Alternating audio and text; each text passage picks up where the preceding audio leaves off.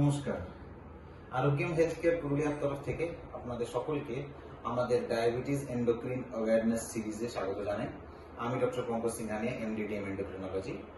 আজ আমরা পুরুষ এবং মহিলাদের একটা গুরুত্বপূর্ণ এবং খুবই সাধারণ, এখন খুব বেশি হচ্ছে এরকম একটা বিষয় নিয়ে কথা বলবো। আমরা আজকে কথা বলবো ইনফার্টিলিটি বা বন্ধ্যত্ব নিয়ে।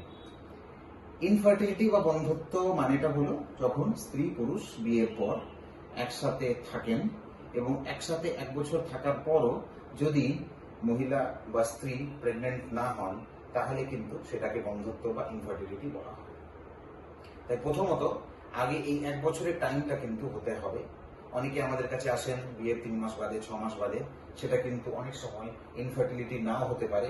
একটু অপেক্ষা করে 1 বছর যদি থাকা যায় তো অনেক ক্ষেত্রে কিন্তু প্রেগনেন্সি চলে আসে। তারপরও যদি না আসে তাহলে সেটা চিকিৎসার বা অনুসন্ধানের দায়িত্বের মধ্যে পড়ে। ইনফার্টিলিটি এবারে বহু কারণে হতে পারে। কিছু স্ত্রীর কারণে হতে পারে, কিছু পুরুষের কারণে হতে পারে, কিছু উভয়ের কারণে হতে পারে এবং কিছু ক্ষেত্রে কোনো কারণ খুঁজে পাওয়া যায় না।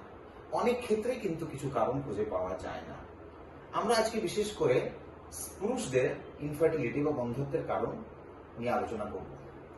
পুরুষদের বন্ধ্যত্বের কারণ ব্রেনের মধ্যে কোনো টিউমার, পিটুইটারি গ্ল্যান্ডের কোনো সমস্যার জন্য হতে পারে, যেখানে কিন্তু হরমোন কম তৈরি হচ্ছে। মাথায় চোট লাগা, আঘাত লাগা, টিউমার, ক্যান্সার, মাথায় রেডিয়েশন, এই কারণে হতে পারে।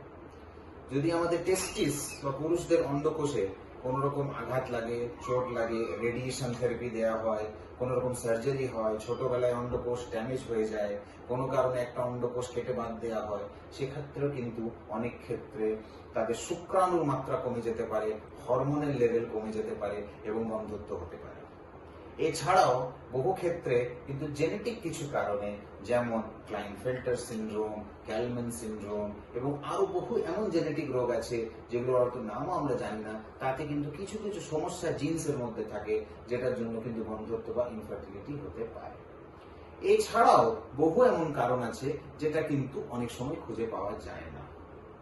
পুরুষদের ক্ষেত্রে অনেক সময় বন্ধ্যত্বের সাথে শিথিলতা বা ইম্পোটেন্স বা ইরেকটাইল ডিসফাংশন সঙ্গে থাকে, কিন্তু অনেক ক্ষেত্রে তাদের কিন্তু যৌন সম্পর্ক করার ক্ষমতা ঠিক থাকে, তাছাড়াও বন্ধ্যত্ব থাকে। তাই বন্ধ্যত্ব শিথিলতার সাথে থাকতে পারে, শিথিলতার ছাড়াও থাকতে পারে এবং অনেক ক্ষেত্রে এই রোগ যদি নির্ণয় করা হয় এবং সেটার যদি চিকিৎসা সঠিকভাবে করা হয়, তাহলে শিথিলতা এবং বন্ধ্যত্ব দুটোর কাছেই মুক্তি পাওয়া যেতে পারে এবং আপনার সন্তান হতে পারে। স্ত্রীদের ক্ষেত্রেও কিন্তু বহু কারণে বন্ধ্যত্ব হতে পারে, নানান কারণে, ব্রেনের কারণে, পিটুইটারি হরমোনের কারণে, ওভারি বা অন্ডকোষের কারণে এবং একটা বড় কমন রোগ যেটা আমরা আজকাল দেখছি, পলিসিস্টিক ওভারি সিনড্রোম। আমাদের আগে একটা ভিডিও আছে পলিসিস্টিক ওভারি সিনড্রোম নিয়ে, আপনি সেটা দেখতে পারেন, যেখানে ওভারিতে বড় বড় সিস্ট হয়ে যায় এবং ঠিক করে অভিউলেশন বা ডিম্বাণুগুলো ফেটে বেরোয় না, তার জন্য কিন্তু বন্ধ্যত্ব হতে পারে। তাই স্ত্রী এবং পুরুষের নানান কারণে, উভয়ের কারণে এবং কিছু কারণ ছাড়াও কিন্তু বন্ধ্যত্ব বা ইনফার্টিলিটি প্রবলেম হতে পারে। আপনার বন্ধ্যত্বের জন্য যদি হরমোনাল সমস্যা থাকে, একজন এন্ডোক্রিনোলজিস্টের সাথে অবশ্যই দেখা করবেন এবং গাইনেকোলজিস্ট বা স্ত্রী রোগ বিশেষজ্ঞরা বন্ধ্যত্বের কিন্তু পেশেন্টগুলো দেখে থাকে।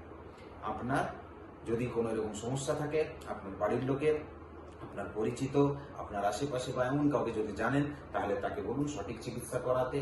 অন্যরকম আজে বাজে চিকিৎসা, এর ওর কাছে গিয়ে চিকিৎসা না করিয়ে সঠিক পথে এগোলে কিন্তু অনেক সময় এই যন্ত্রণা থেকে, এই কষ্ট থেকে মুক্তি পাওয়া সম্ভব। ধন্যবাদ।